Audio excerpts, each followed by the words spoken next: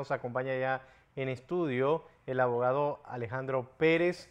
Abogado, gracias por estar con nosotros. Vamos a seguir haciendo el análisis de lo que ha ocurrido durante estos días de audiencia. Cosas interesantes que usted debe saber, se lo estamos poniendo aquí en perspectiva para que tengamos un poco de conocimiento de lo que está ocurriendo con esta audiencia de fondo. ¿Y cómo se encuentra este proceso en estos momentos? Abogado, buenos días y bienvenido. Bueno, ayer culminó la presentación del perito de la Fiscalía y definitivamente que el perito no pudo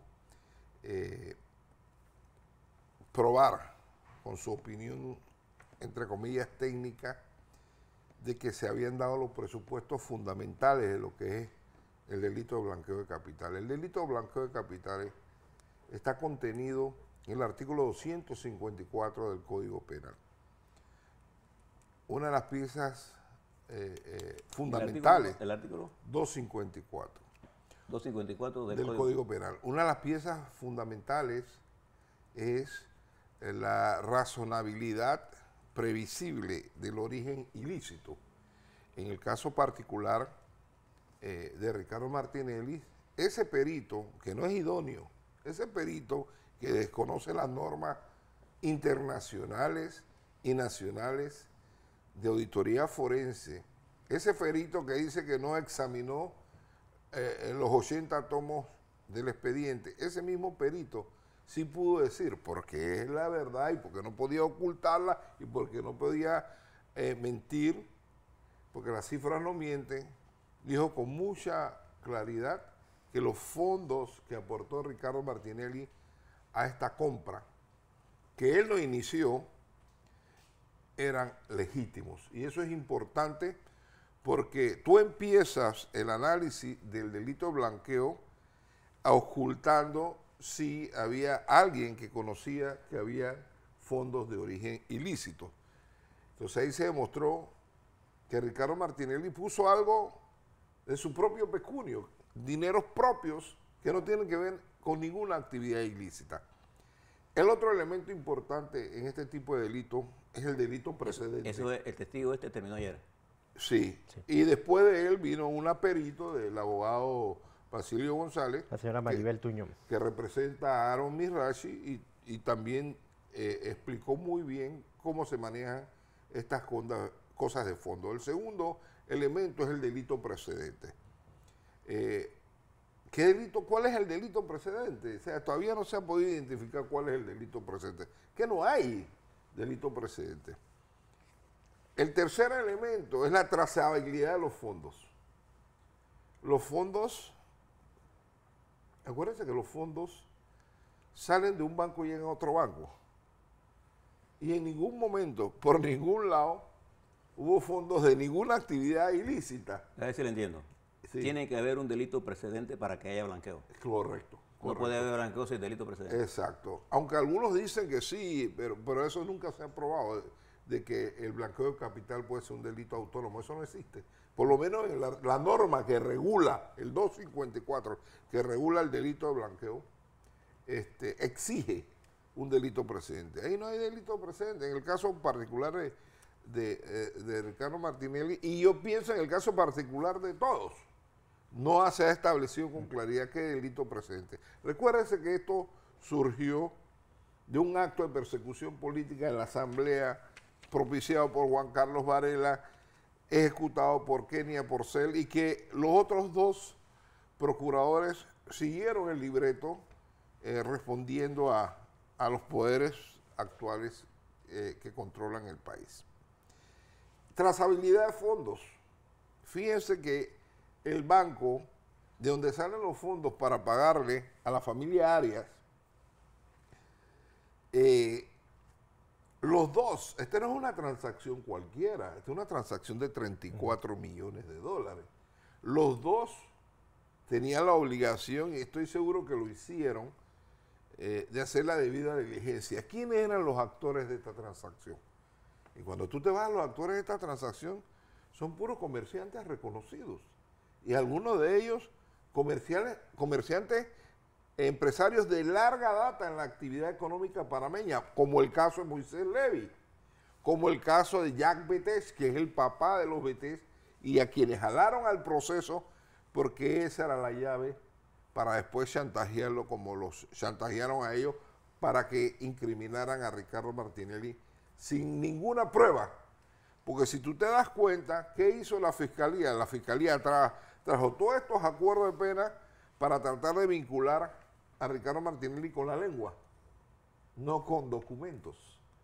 Y tú la trazabilidad de los fondos es una cuestión que tú, ahí están los registros bancarios, te puede decir de dónde salen los fondos, a dónde llegaron. Ni nada de los 34 millones llegó a la mano de Ricardo Martinelli, llegó a la mano de la familia Arias. Los que recibieron los fondos fue la familia Arias, no Ricardo Martinelli.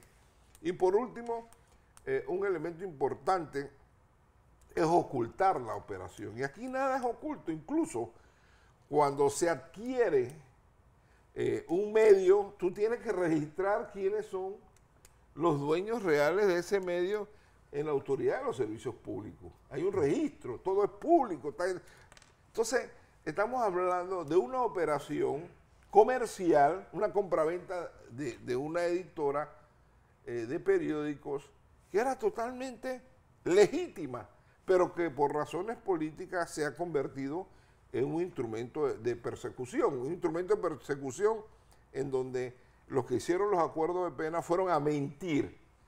Y están tratando, y esa es la intención de la Fiscalía, repito, de que con la lengua de estos señores jalara a Ricardo Martinelli a este proceso que tiene su naturaleza, tiene su fin.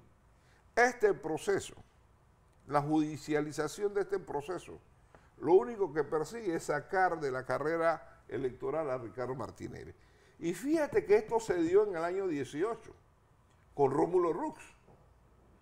Y el Tribunal Electoral dijo, espérense un momento, aquí no se trata solamente del fuero penal a favor de Rómulo Rux, es que el fuero penal es un instrumento para garantizar la pureza, libertad y honradez del sufragio. Es decir, el fuero penal tiene que garantizar que no se utilice la justicia para irrumpir y trastocar el curso normal de un evento electoral. ¿Y qué es lo que está pasando?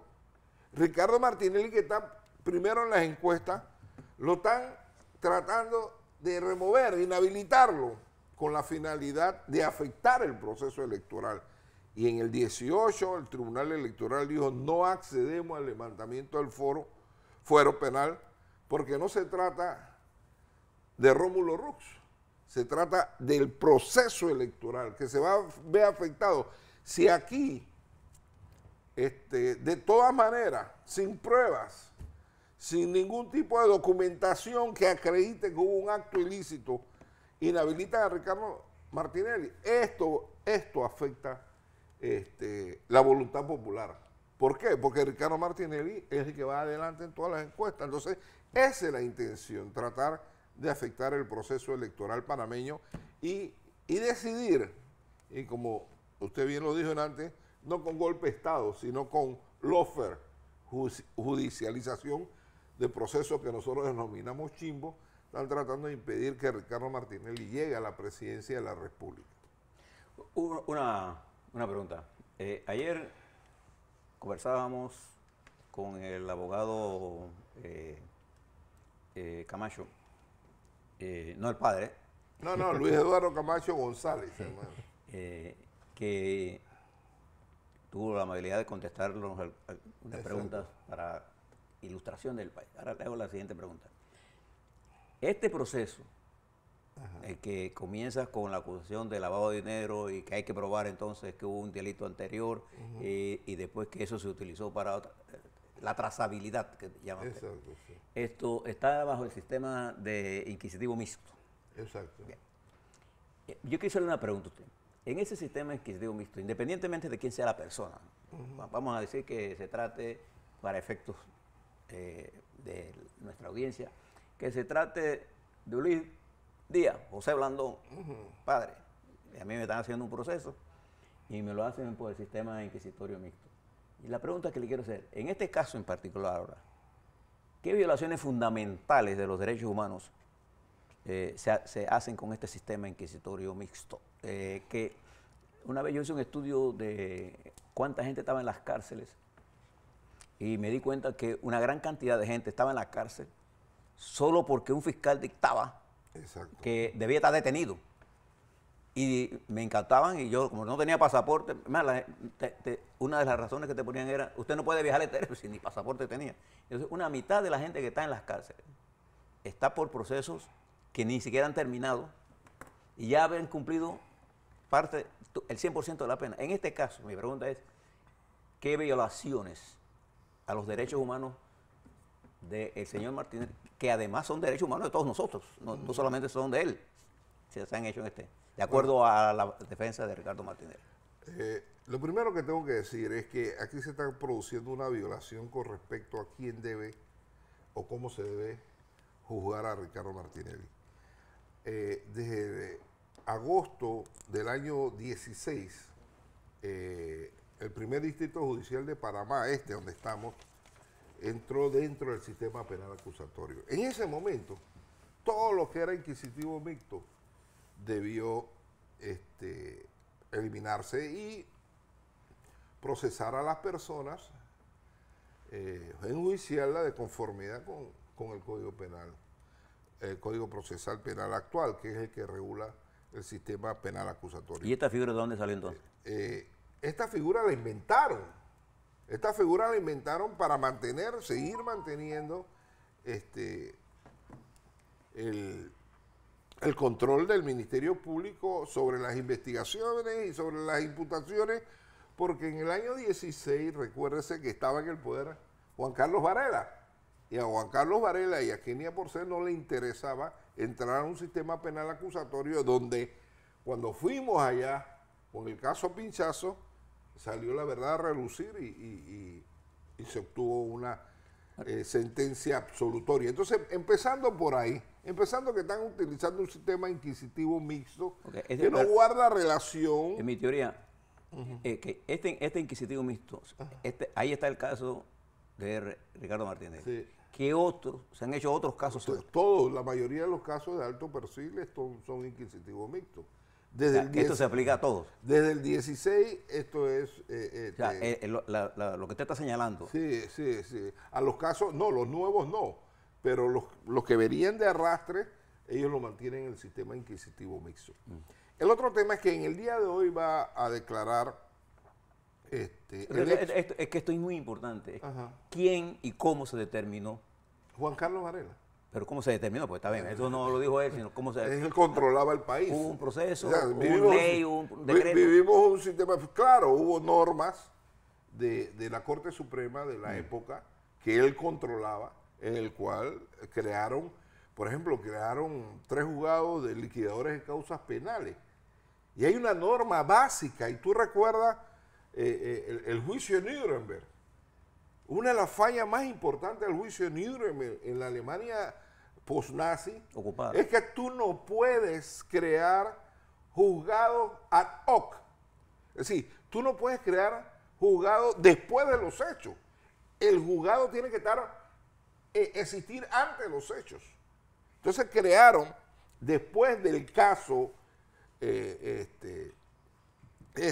New Business, crearon los juzgados liquidadores de causas penales, que son juzgados creados con posterioridad a los hechos. Entonces, estos juzgados para nosotros tampoco tienen un pisco de legalidad. ¿Qué cosas se violaron? Pues hoy va a ir a declarar el ex fiscal de crimen organizado, David Mendoza, quien fue el que recibió el caso. Y David Mendoza... ¿Es un testigo de ustedes o de? Sí, nosotros lo aducimos como testigo. Y David Mendoza... O sea, cuando ustedes de la defensa. Sí, la defensa. La defensa de Ricardo Martínez, que este es uno de los abogados. Nosotros somos parte del equipo, pero el líder, en este caso, es Luis Eduardo Camacho González. Ese es el líder, es el responsable de la defensa, es el coordinador, ese es el que tiene el papel más importante en la defensa y el que va a hacer nuestros alegatos. Dice él que cuando él recibió el caso, ¿qué fue lo primero que él se leyó? El Código Procesal Penal. Y él fue a la Cancillería a pedir una excepción, porque él estaba consciente que Martinelli, como había venido extraditado a los Estados Unidos, él tenía, en ese momento no era el principio de especialidad, en ese momento era que Martinelli era diputado al Parlamento Centroamericano y por tanto tenía un fuero parlamentario. Y entonces él fue a tramitar eso, él fue a tramitar la excepción al principio de especialidad, cosas que se le olvidaron a Ricardo Martinelli. Cuando le inician esto, a Ricardo Martinelli era diputado del Parlacén y estaba extraditado. Y eso le daba el beneficio del principio de especialidad. Entonces, principio de especialidad, eso, el juzgado fue creado con posterioridad a los hechos, eso se llama un tribunal ad hoc, y eso es totalmente ilegal. Eso, a pesar de que se hizo en la Alemania nazi, pero es que esos tribunales de Nuremberg venían de una guerra mundial. Okay, aquí no hay ninguna guerra mundial, aquí lo que hay es un interés de no dejar correr a Ricardo Martinelli judicializando un proceso. La política. La política. Entonces, abogado, este sistema inquisitivo mixto busca proteger u ocultar la figura del testigo protegido. no, mira, aquí hay, y yo te voy a decir una cosa, esto es bochornoso, totalmente bochornoso. Es que estos fiscales no se han leído la ley. Había una norma en el Código Judicial que decía que el testigo protegido podía ir, no podía declarar, y si no declaraba al final, la juez decidía, valoraba si lo que él declaró tenía suficiente fuerza probatoria porque no se presentó al proceso, al contrainterrogatorio. Pero era la juez la que valoraba la importancia del testimonio. Pero es que eso cambió, eso cambió. Eso cambió cuando entramos al sistema penal acusatorio en el Distrito Judicial. Es verdad que subsisten los procesos inquisitivos mixtos, pero también es verdad que principios fundamentales del sistema penal acusatorio regulan los procesos judiciales, aún incluyendo los inquisitivos mixtos. Y una de las piezas angulares del sistema penal acusatorio es el contradictorio.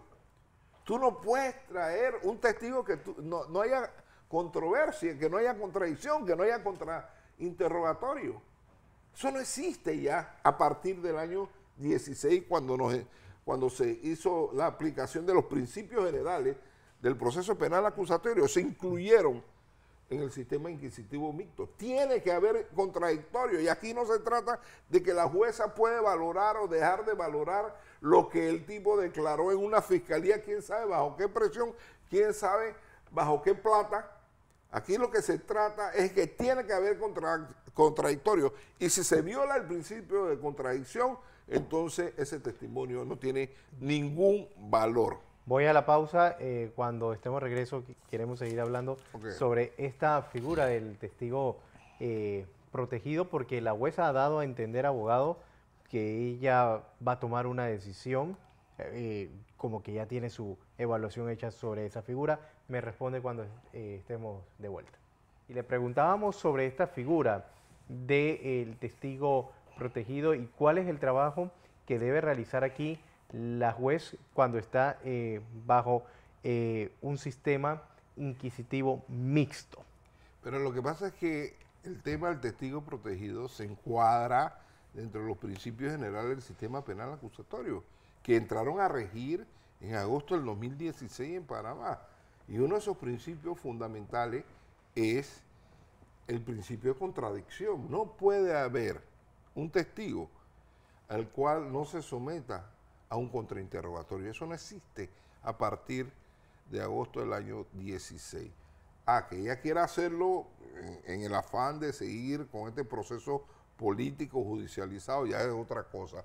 Pero esa norma que ella citó incluso en la audiencia, y dijo, yo voy a tomar mi decisión sobre el testigo protegido de acuerdo a la norma tal, no recuerdo la norma ahora mismo, eso es incorrecto. Eso es incorrecto. Ella no puede, en modo alguno, utilizar una norma que ha sido derogada por un principio básico del sistema penal acusatorio, como es el contradictorio. Todo testigo debe ser contrainterrogado. Si yo lo aduzco, tiene que ser contrainterrogado por la contraparte, y si él lo aduce, tiene que ser contrainterrogado por mi parte, de tal suerte que esos dos testigos protegidos, que no sé cuál es la razón por la cual el Ministerio Público no los ha buscado. Henry Mitrachi no está en Panamá y ya sabemos cómo salió. Y Francolini anda por ahí. Esos son los testigos protegidos. Ellos nos dijeron a nosotros que eran los testigos protegidos. A nosotros nos dijeron que ellos eran los testigos protegidos. Porque esta gente, cuando no tiene lealtad hacia nadie, miente allá y miente acá. O dice la verdad y dice la verdad acá. Entonces, estos señores, Henry Mitrachi y Ricardo Francolini, fueron y declararon mentiras como testigos protegidos, y ahora la Fiscalía no los quiere llevar creyendo que puede utilizar las mentiras que ellos declararon y que constan en el expediente como un argumento incriminatorio hacia Ricardo Martinelli, que no tiene nada, su actuación dista de todo lo que ellos han planteado en esos testimonios, entre comillas, protegidos y contradictorios. Yo te quería decir otra de las violaciones. Tú sabes que Ricardo Martinelli lo indagan después de haberse cerrado el término de investigación. Esa es otra.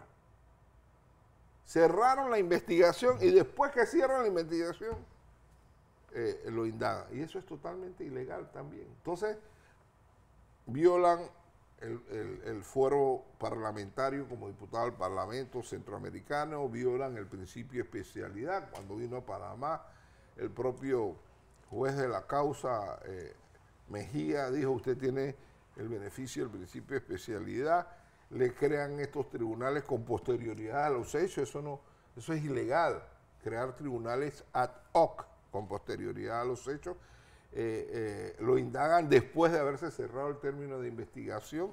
Está claro que ellos van dirigidos hacia el objetivo. El objetivo es inhabilitarlo, utilizar este proceso penal con sus actores mentirosos, con sus pruebas chimbas, porque a todo esto, ese perito que trajo la Fiscalía no ha probado absolutamente nada.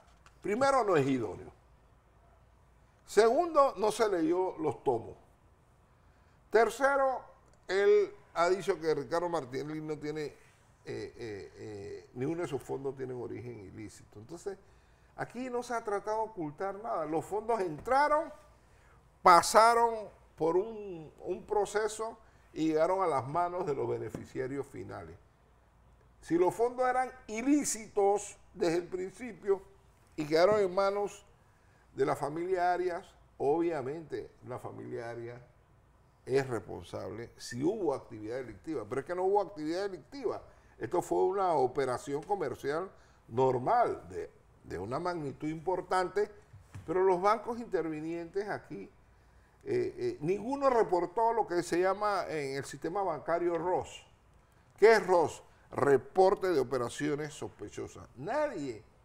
Las personas que estaban ahí eran comerciantes conocidos, dueños de almacenes como Fursi, Smart, Betech, Lacoste, todas las operaciones de Moisés Levy en zona libre. O sea, esta gente, todo el mundo lo conoce en Panamá, que son empresarios hebreos. Lo que pasa con estos señores, los que hicieron los acuerdos de pena, es que lo asustaron, lo intimidaron y lo presionaron.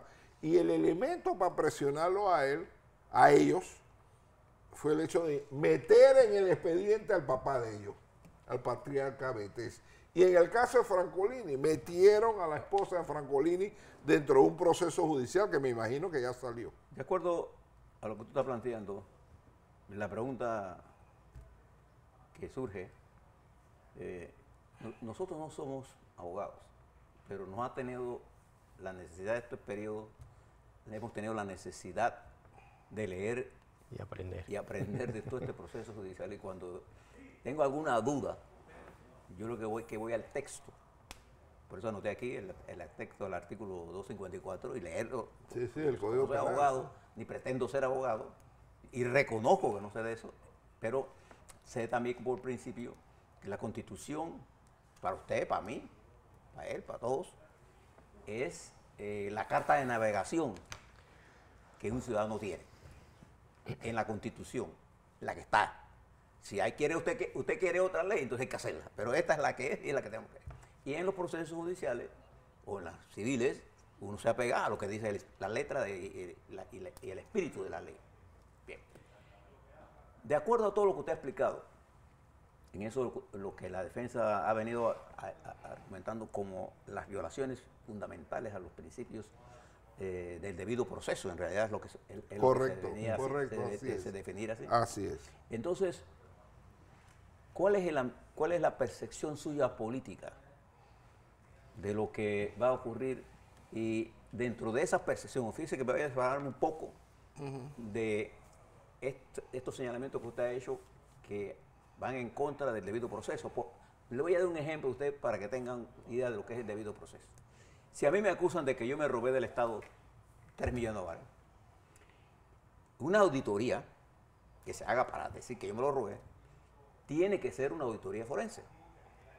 Y por definición, la auditoría forense, el auditor que hace eso parte de una tesis que él tiene que probar en la auditoría. Sí. Esa tesis, para que tenga validez, tiene que tener su contradictorio. Es decir, el auditor no solamente tiene que ver los puntos que favorecen su nivel, sino el contradictorio, es que no se hizo el acto. Y al no ser el acto, él tiene que incluir en su análisis, en su información, todas las declaraciones que dé yo, si eso yo lo he acusado. Eso no está en ninguna de las auditorías que nosotros hemos analizado aquí. No, frente a ningún ustedes. caso. No. E incluso los retamos a que vinieran a discutirse con nosotros. Por varios casos totalmente diferentes. Y mucha gente vino aquí al canal que había sido abusivamente llevado a esos procesos. Bien, ¿cuál es, a su juicio, en esta cosa que usted ha señalado como faltas al debido proceso, la percepción que usted tiene de este problema desde el punto de vista político, hacia dónde vamos y cuál es la consecuencia desde el punto de vista suyo ahora como dirigente político que es también, de que esto se lleve a la solución que usted dice que es el objetivo de quien está realizando esto? Bueno, primero, si tú analizas precisamente el artículo 254 del Código Penal, los presupuestos del blanqueo de capitales no se han dado. Cuando la norma dice el que reciba, transfiera o deposite, él habla de trazabilidad de fondos. Desde el punto de vista de la trazabilidad de fondos no se ha probado que fueron fondos ilegales. Segundo, el delito precedente, tampoco. Tercero, por la presencia de bancos involucrados en esta operación comercial, no se puede hablar de que había una previsión razonable de que eran fondos con un origen ilícito. Cuarto, esta era una operación abierta y no pretendía ocultar nada. Si tú ves estos presupuestos del delito de blanqueo de capitales, no se ha aprobado en este expediente con los testimonios, no se ha aprobado con el peritaje. Entonces, desde el punto de vista jurídico, la teoría de la fiscalía está muerta, acabada, destrozada. No sirve para nada. Entonces, políticamente hablando, sí, ellos continúan políticamente hablando. Lo que pasa es que hay otro actor aquí. Y cuando Varela deja el poder en el año 19, nosotros pensamos, bueno, el PRD no se va a meter a seguir con esta patraña. El PRD se metió con esta patraña. Y desde la cúpula nosotros tenemos información que el presidente de la República, Laurentino Nito Cortizo, su hermano